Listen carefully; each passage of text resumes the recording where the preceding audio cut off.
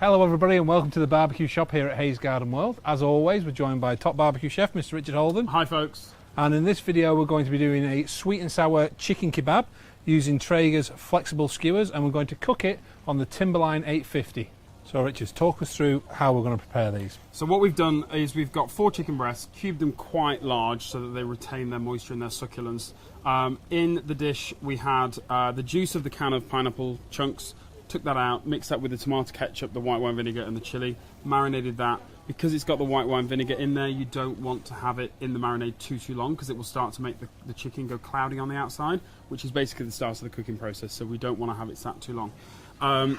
We've threaded the skewers alternately onto, or the pieces alternately onto our flexible skewer, and then I'm just going to finish this off just with a few more pieces. These go on super simple. Should show people the length of these flexible skewers. And the nice thing about a metal skewer as well is that you don't need to soak it. And it's really easy to thread. Really easy to thread. So I'll just finish it off with one of the pieces of pepper there. We'll put those other ones to good use later, don't worry about that. We'll have our lunch with those as well, but we are now ready to go to the barbecue. So we're ready to go to the barbecue. We are, so we're going to pick this up. I'll get the lid for you. Thank you very much. I'm going to use a glove because this handle's really hot in the sun. Scorching hot from the sunshine. So we've got this set up for 175, and the easiest way to pop those on is just to slide that. We've basted that with a little bit of the leftover juices.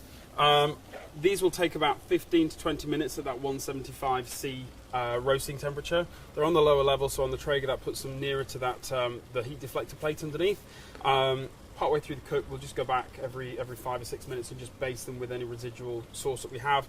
But we'll let those cook through until they get 75 degrees C core temperature, and then we'll take them off. So we're back with our sweet and sour chicken kebab. They've had their time. Let's go take a look and just do a little bit of a temperature check on them. So as always, the temperature we're looking for is 75 degrees. Oops. That one's at it. Come here. Here we go. Check a couple of points. Just check a couple of points. Looking good. Well, 2 ends in the middle. We're both cooked on those. So what we'll do, if you pass me the dish. Yep.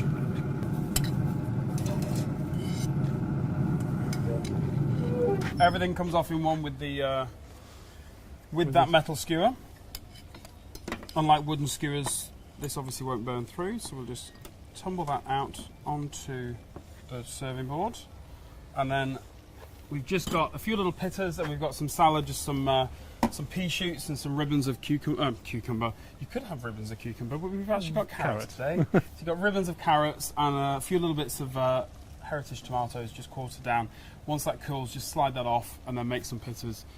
Or you could quite easily serve that with rice as well. Yep. Be really nice, that. So you're going to try and get a bit off there to taste? I'm going to try and get a little bit off there just while, yes. So whilst you're doing that, I'll tell folks about the barbecue shop. So if you're interested in this recipe, visit the website hayesgardenworld.co.uk.